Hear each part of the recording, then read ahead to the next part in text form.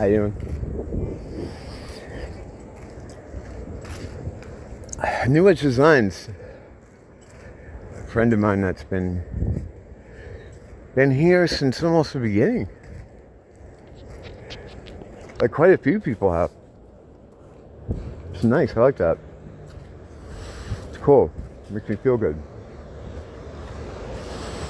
What doesn't make me feel good though is learning that he's on 702. I don't know if I don't remember talking to him about it before. I usually do my best to kind of keep up with everybody, with what's going on with them. But, yeah. I guess they got him too.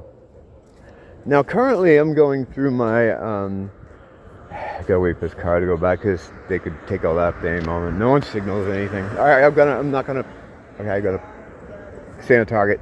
This is my third time going through the 7-0 thing. I started last year, in October of last year. This has been going on a year, where I come off, get on, come off, get on. And the first time I came off wasn't that bad. It takes like 3 days. You know, the first day ain't bad. It's just like almost any other drug, because it is just another drug. But it took like 3 days. First day was fine. Second day is always the worst. Third day is a little weird, but then after that, it diminishes. The effects diminish to the point where it's just not a big deal anymore. But getting through those 3 days, for me, is the hardest part, because unlike other drugs, where it's kind of a pain in the ass, like you gotta call somebody, make sure they're in, make sure they have stuff, figure out where to meet them. And then you go to some fucking parking lot somewhere. What the hell's going on up here? Oh, screaming, yeah.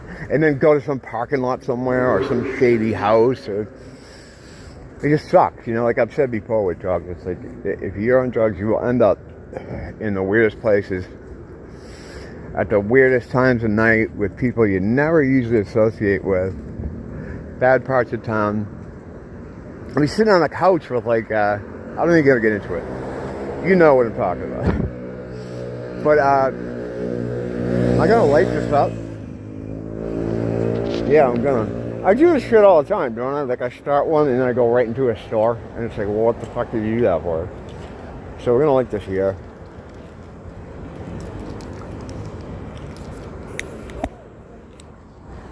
This is a new problem too. The graffiti problem. We never had that before. We never had graffiti here before until we had people like that here. And then when those guys came in, graffiti became a major problem. It's just, yeah, I'm not gonna get on that either. I gotta fucking get my shit together and stay on target here. So the first time I got off, it wasn't too bad. That's where I discovered I had well, not discovered. It happened, like the Mr. McMahon walk. The second day, right? Not the first day. The second day, I went out to just do my regular, you know, daily whatever. And I was walking like Mr. McMahon. I felt like the ground was uneven, you know? So, to raise the stakes, what I did is I pretended the ground was lava. And that really, that chilled me out, you know, it really relaxed me. Made things better. But, yeah, so that was going on. There was like an equilibrium kind of fucked up thing going on. A lot of weird stuff I'd never encountered coming off a drug before. But after 3 days, it was over. And I'd pretty much forgotten about it. Like it's weird, like once it was out of my system, there was no interest at all. A lot of times with drugs, once you come off, and my experience with like other opioids or cocaine, I never really had compulsions to do other drugs that I'd come, like, you know, a lot of other stuff, like whether it's ketamine or LSD or something, any of the other myriad shit I've been involved in. there's never a need to go back to it because there's not a physical component there. And amphetamines too, like stimulants, they're out of your system in like 24 to 36 hours, so there's really no craving for it. Opioids, to me, have been the only thing that hang around and affect you physically and mentally. So the first time wasn't too bad. I got off it, and once I was off it, right, I started to realize how I had changed. My habits had changed, my thoughts had changed slowly over time with the 7-0. It took away a lot of things that, like, I felt like I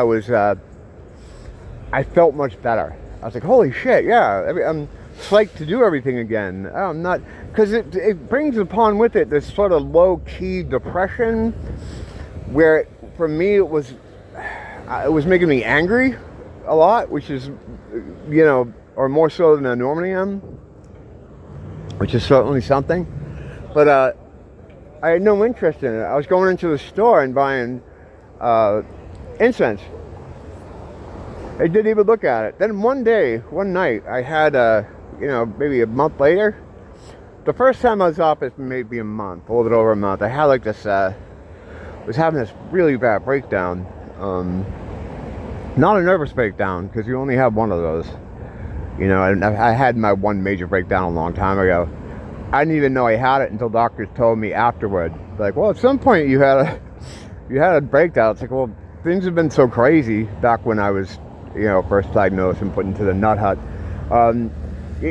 Life was so crazy back then. I couldn't tell, what was going on. But you can still have these little kind of mini breakdowns where, like, I can't really describe it. You just kind of become overwhelmed with everything. And I wanted to escape my head. And I'm like, you just go get alcohol or something. You got to get out of your brain. And I fucking hate drinking. I don't like alcohol, man. I just fucking... Maybe because I know too much about it now. But it just... When I put it in my system, it just instantly feels like I'm poisoning myself. To be fair, you're poisoning yourself with everything you put in your body. Everything. You can't escape it. There's no escape. There really isn't, but that's okay. No despair. Faith in God, all that stuff. But I'm talking down to the air you breathe. That's okay though. Look, I'm not gonna carry away with that. But so I got off it until that night, and I was like, I told me, I'm like, I'm just gonna go to the store and get some of those 7-0s just to space out, try to, I don't know. I had to get out of my head, and I look back at that now and I think, was that being caused by latent effects of that shit, making me run to go do it again after, however many weeks? So I go down there, I get on it again, and I'm like, that was good. I escaped from that. And then from there it was just like, all right, I'm gonna use them this weekend, and that's it. And then when the week came, I was like, all right, I'm gonna wean off them, and then I was fucking back on it. All right, so I got back on it. I was on it for a while, longer this time, the second time, and it was what it does is it takes things from you over time, but you don't notice it. It's the fucking frog in the boiling water fucking thing. It changes you. Like when I was off it, the times I've been off it over the past year, I can't shut up about how great it is being off it. It's all I would talk about to me. I'm like, oh my God, how did that happen? Why was it? It was like a spell had been broken, because indeed, I'm pretty sure that's what it is. There's a magical component here to this. There's a YouTuber, and last time I brought him up, someone was nice enough in the comments to tell me what his name was. I forget his name. He's a young kid, heavy-set kid. It's like a one-word name. He does deep dives on drugs and stuff. He was doing an episode on 7-0, and he was going to talk to one of the creators of it, one of the guys behind the company. And he was going to have him on the show, talk to him. So before he had him on, the guy emailed him, and he was like, hey, before I come on, can we talk off the record? Because there's some stuff I need to tell you about that stuff. That might make everything make more sense, or to help explain what's really going on with this. He said he was addicted to them as well, and he was taking a high dosage every day. All this shit.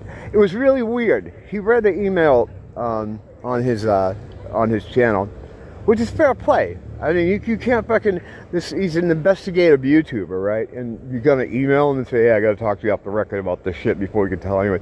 He was like, it's not what you think it is, was one of the things he said to him. So the kid was like, fuck that, I'm not gonna, he said, no, I can't do that. I can't talk to you off the record with this shit. If you're gonna come on. If you don't gonna come on, then fucking don't come on. And he didn't come on. And I've heard other people, in my comments too, talking to people about it, where they feel like it hurts them spiritually. They feel like they have less of a connection. And I gotta tell you, man, you know, I do too. But it's like I keep trying to deny it or push it down. I still do my prayers every day. I still do certain magic things every day. But I feel like it's more like routine. I feel like it's more like autopilot. I'm doing this shit. I'm not putting myself into it, or I don't know. It's like I'm not as plugged in, you know, as I was before. And I still talk to God every day, and I ask him things, and he's always there. God's always, he's riding shotgun with you all the time, and he wants to talk to you. He's always there. You have your own, he's there with you all the time. I know people are like, well, how can he be there if he's I don't know. These people, these beings have a consciousness that we can't understand. But he can literally be in all places at once. It's like Santa Claus without gifts. And so for all intents and purposes, you have the God with you all times. Not a copy, you have the guy. And he's sitting right there, staring at you, with me, usually with the kind of disappointed look, like, what the fuck are you doing? You know? I get my messages from God, and a lot of times I have my idea of what he looks like in my head. He's white, of course. And facial expressions are a big part of it for me. He doesn't speak, he never says anything. His answers come in strange ways, in very schizo ways. A song on the radio, a conversation I have over here, something later in the night I'll go to eat and find, a fortune cookie message, whatever. He gets back to you. But since he was locked out of this place, that's a whole nother conversation that we're not going to get into now. I'm going to stay on target. He can't directly, come down. People are like, how come God just doesn't do it? Because he fucking can't. He has to do this fucking... He sent this kid down to tell us all this shit. But the fucking Jews killed him. So, why isn't he... I don't know. He probably doesn't want to send another one after that. He's probably so horrified by that fucking project. Jesus was like the IT guy. He was like an IT guy magician. Saying, this system is fucked up. This isn't what we wanted to do, but I'm going to tell you how to get out of it. You got to avoid this guy over here. This guy's a fucking prick, Satan. And, I got to stay on target. I'm going to finish the smoke, and we're going to pick up after I come out of the 7-0 store. I got to stop myself sometimes because, as I'm talking, I'm walking down the hallway, and there's a door here. Oh, pre-biblical history. Oh, boom. Why dolphins talk to people. Boom. And I'll go into these doors. It's scatterbrain. All right, I'll be right back.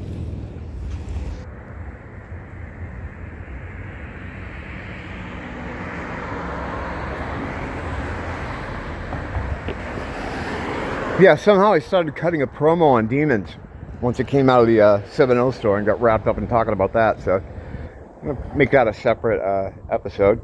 And we're back to the 7-0 fucking problem. So I got back on it because of that. I had that breakdown thing. In hindsight, it's like, was it the shit making me go back toward it? Or was I having a legitimate meltdown? Because since I moved to Hawaii, I don't have that psychotic breaks like I used to. I still have them occasionally. But not to the level I had them back home. And I think it's just because it's a new environment. It's like there's not those familiar triggers. It's just like anything, So, God, I was back on the 7-0. I was lamenting it, making videos about it. And I got off it again. I used some devious means to get off it, though. My friend has access to amphetamines, and I just did a bender of amphetamines. And when you do that, when you're on amphetamines, it covers up any withdrawal symptoms. You're not thinking of it. It's like a whole whole different thing. And I still take my kratom every day. So with the help of amphetamines, I got off it. I was just fucking wired for 3 days. And by the time I came off that, the pill thing was over. So it was great. So, the second time I came off it, I was so fucking happy. Because like I was saying earlier, you get things back. I can't really explain it or put into... You become how you were before. It's like a spell. It's like the spell breaks. Like, oh yeah. Like, for instance, I started getting more into my collection and, organizing things, buying more things, looking at stuff online. I started listening to more music. Like, when I'm in the 7-0 world, like I am right now, all I'm thinking about is fucking 7-0. Like, how many more do I have home? Alright, if I take 3 tonight, if I can take 4 tomorrow, I'll have to buy something by tomorrow. You know what I mean? It becomes your whole life. And that's just with all addiction, but with these, it's weird. You get like a golem thing, And if Nia doesn't help me, left to my own devices, and I'm like this with all drugs, when I had them in the house, right, I will do every one until they're gone, and then work it out how I can get more. But with her health, she keeps her eye on me, and she holds them. And it's like, now I'm a pretty manipulative guy, fortunately. So if I really want a little bit extra, I can make her feel bad enough to give me one. And then you feel like shit. And then I'm like, what the fuck has happened in my life? So now I'm currently, the way I got back on it after getting off the second time is we buy kratom from a couple different sources. At this time, we were buying kratom from a guy, a different shop, like a couple miles from here, more toward UNH Manoa. Please, Kakor. So she was like, hey, they gave me these samples because they know we like the 7-0. And they were these mega 7-0s. They're 7-0 plus pseudo, which is like a way stronger version of 7. It's like 7-0 on steroids. And 7-0 is 7-0 on steroids. So this is like real strong stuff. So I'm like, yeah, I'll take them. And that was it. That was it. I got so wrecked off those because I hadn't, I'd quit. I hadn't been on it. All I was talking about was how great it was. I got my life back. I like things again. I'm interested in things I used to be interested in. My work here was getting better. I don't know if it's getting better, but it was getting easier to do. Like, whereas, I got to the point after doing this a couple of years where it's like, if I wanted to, I could get a couple out a day. There was a time where I'd do 2 a day. It was just easier. It came more effortless. On the 7-0, it's a little bit more of a job. It takes a little longer. I do it in bits and pieces. I'll have like a 15-minute video, and I'll do 5 minutes and be like, all right, let me see what else is going on around the house, and stretches out. And a lot of times, it'll get to a point where I'm like, fuck, I still have 10 minutes here. Well, let me speed through this. And I don't catch every little thing I should. Sometimes I'll say something fucking stupid, which I do a lot. And I try to, put supporting text or memes or links or something to explain what the fuck I'm talking about. I kind of rush through that portion of it. You can tell, too. These fucking 7.0 era videos, they start out with a lot of edits. The video starts, there's a lot of edits, there's a lot of links, there's a lot of GIFs, there's a lot of fucking interaction with the boys. The last 5 minutes is just nothing. There's no edits at all. I could be saying some wildly stupid stuff, and I'm just not, I don't, because I get to a point where I'm just like, fuck it, just get it out. Because there is a fine line. You can't, I learned this in music years ago, recording music in the studio. It's like, if you're too precious with your shit, it's never going to get out. So you have to find that, and this is a good exercise to try to get videos out every day, because it forces me to look at something I'm creating and be like, all right, how much time can I give to it and still get it posted in the same day? And you have to find that, that line between, all right, there's enough bells and whistles in this episode, and, you can let it go. With the COVID era stuff, 7.0 era, With the 7.0 era stuff, they're all front loaded, like editing wise. You can see it. I don't like that. When I'm off the 7.0, things go back to normal, where I watch everything all the way through to the very end, and I try to catch everything, just to try to give it some support. Because like I said, I say a lot of stuff off the cuff. I'm walking around out here.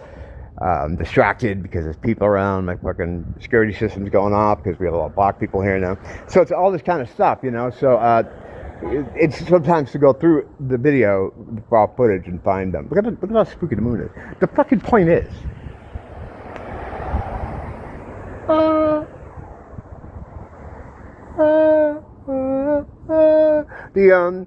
so I got back.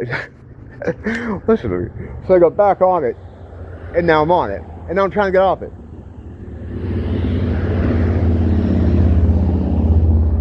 There is a spiritual component to this, though. But I do feel like I'm at the end again. Like, I'm just fucking done. I'm just done with it. It's my third go around. You know what they say, though?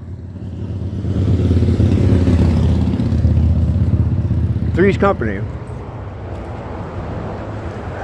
Good luck, everybody. Let me know how you're doing with it. If you are doing with it. I just feel like this is another way for the system to be like, all right, all the white people we didn't get with opioids before, let's throw this ball at them. Let's see if they can dodge this one. We're fucking gonna dodge it. We're gonna dodge it and we're gonna throw it back at them. That's with everything. That's how everything is gonna go. God willing. Don't blame the teacher. Blame the school.